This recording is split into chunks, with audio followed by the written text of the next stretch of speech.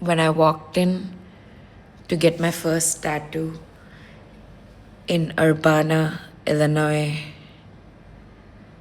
The guy who was doing my tattoo at a tattoo parlor hilariously named No Regrets just looked at me and said, "You walked in like you owned the place for your first tattoo."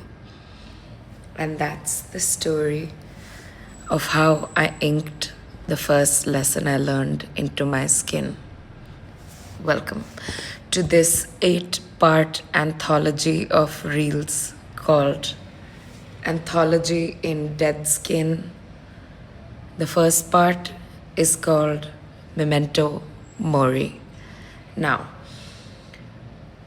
the reason that lesson is so important in my life is because I've always identified as someone who's a free spirit, someone who'd rather not dull their shine to make the people around them comfortable. And I was 17 when I learned that lesson. Now, this came from a pattern, where in school I would tell people stuff or predict patterns before they happened.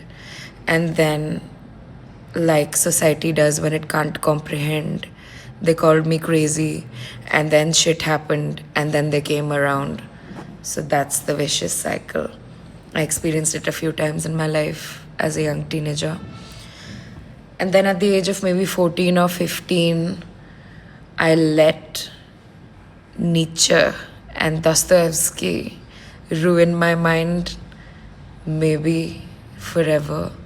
After graduating from my boarding school in Rajasthan, when I went to the US for college, which I ended up dropping out of after a year, but that's another story for another day.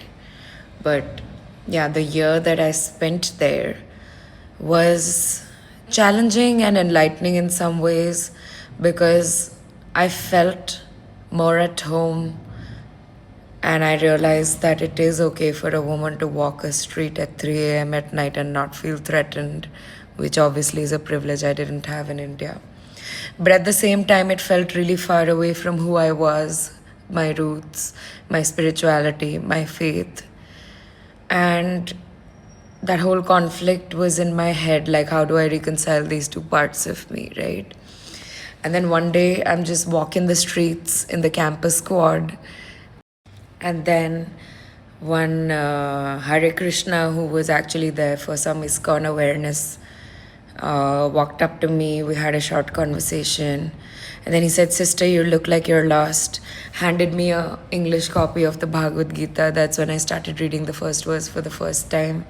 Had my first existential crisis, and then realized that Memento Mori, so freaking important, because the moment you realize that death is final and lose the fear of death is when you start realizing that you need to live more fully.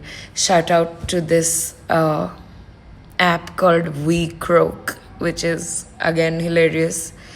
It's based on a Japanese, philosophy that you should think about your mortality 5 times a day. And that app is actually the best dollar I ever spent for a lifetime subscription of being reminded with notifications and existential quotes 5 times a day that I'm going to die. It's beautiful.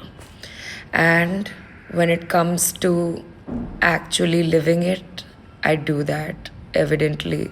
Go through my profile. So yeah, Memento Mori, bitches. Bye.